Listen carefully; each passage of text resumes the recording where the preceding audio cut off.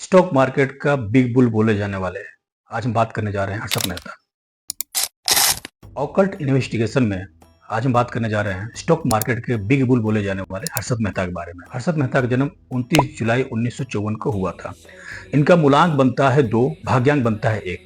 जब भी किसी व्यक्ति का मूलांक 2 बने और भाग्यांक 1 बने, ये व्यक्ति अपने जीवन में एसेट्स जरूर बनाता है। हर्षद मेहता सबसे ज्यादा फेमस थे अपने स्टॉक मार्केट की वजह से, लेकिन उससे ज्यादा भी फेमस हुए थे वो अपने एसेट्स को लेकर के। ऐसा ज्यादा चर्चा में रहे अपने एसेट्स को लेकर के, उनकी कार, उनके बंगलों को लेकर के हमेशा चर्चा रहा। तो जितने भी मूलांक 2 और भाग्यांक 1 वाले हैं वो अपने जीवन में एसेट्स जरूर बनाते हैं। तो हम बात करते हैं उनके भाई शांतिलाल मेहता के बारे में। शांतिलाल मेहता का जन्म 6 जून 1956 को हुआ था। इनका मूलांक भी 6 बनता है और भाग्यांक भी 6 बनता है।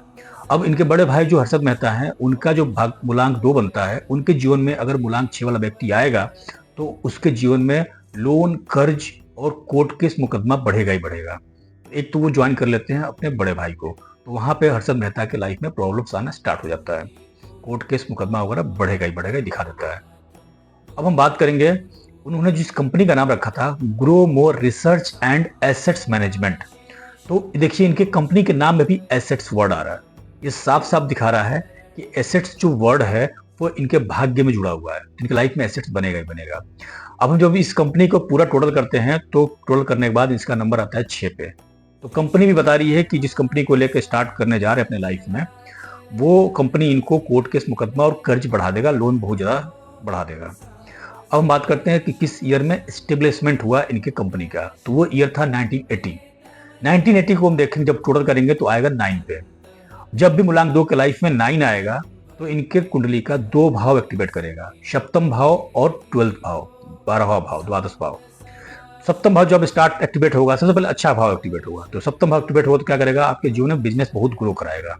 तो इनका जो स्टेब्लिशमेंट जो ईयर में हुआ वो पहले ग्रो करा दिया।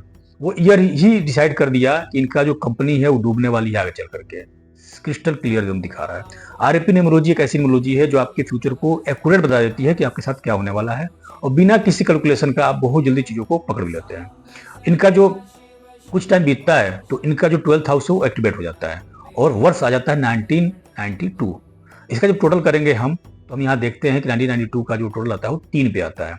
जब भी मूलांक 2 की हम बात करेंगे, मूलांक 2 के लाइफ में जब भी 3 नंबर आएगा तो इनके जीवन का अष्टम भाव एक्टिवेट कर देगा। अष्टम भाव क्या है, सक्रेसी का, षड्यंत्र का, कॉन्स्पिरेसी का। तो इनके लाइफ में 1992 में षड्यंत्र स्टार्ट हो जाता है। तो रुकावट का, ऑब्स्टिकल का भी ईयर है। तो 1992 में जो भी कुछ करना चाह रहे थे वो सब कुछ अटक रहा था, सब कुछ ऑब्स्टिकल इनके लाइफ में आ रहा था, कुछ ना कुछ। आप इस चीज को नोटिस कीजिएगा कि जिस ईयर जब फंसे थे, जो प्रॉब्लम आई थी 1992 में, आप उस ईयर को नोट कीजिए। उस साल इनके पास एसबीआई का 600 करोड़ के आसपास का कर्ज था, जिसको इन्होंने 535 करोड़ या 545 करोड़ इन्होंने लगभग दे चुके थे। ये 55-65 करोड़ के आसपास इन्हें कुछ बचा हुआ था देने के लिए, और ये देने वाले भी थे, बस देना ही था। बट कुछ ना कुछ स्ट्राइक हो गया उस टाइम पे शेयर मार्केट में एंड बैंक वगैरह में, जिसकी वजह से जमा नहीं कर पाते हैं। अब जब जमा नहीं कर पाते हैं तो उसकी वजह से क्या होता है कि तब तक इनके पीठ पीछे कोई कंस्पिरेसी बनाना शुरू कर देता है, क्योंकि ये ईयर इनके लिए कंस्पिरेसी का रहता है। तो इनके लिए बहुत अच्छा षड्यंत्र बना जाता है और इनको उसमें फंसा दिया जाता है। इसमें बात आती है कि मंत्री वगैरह बाद में शामिल हो जाते हैं, वो सब बात की बात है। कहने मतलब ये है कि वो 1992 उनके लिए षड्यंत्र का साल था और इनके खिलाफ षड्यंत्र होता है। वो जो साल है इनके हिडन और सीक्रेसी का भी साल है।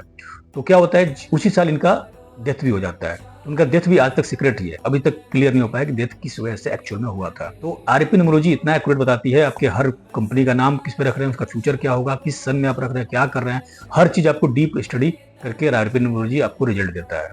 नेक्स्ट ऑकल्ट इन्वेस्टिगेशन में हम देखते हैं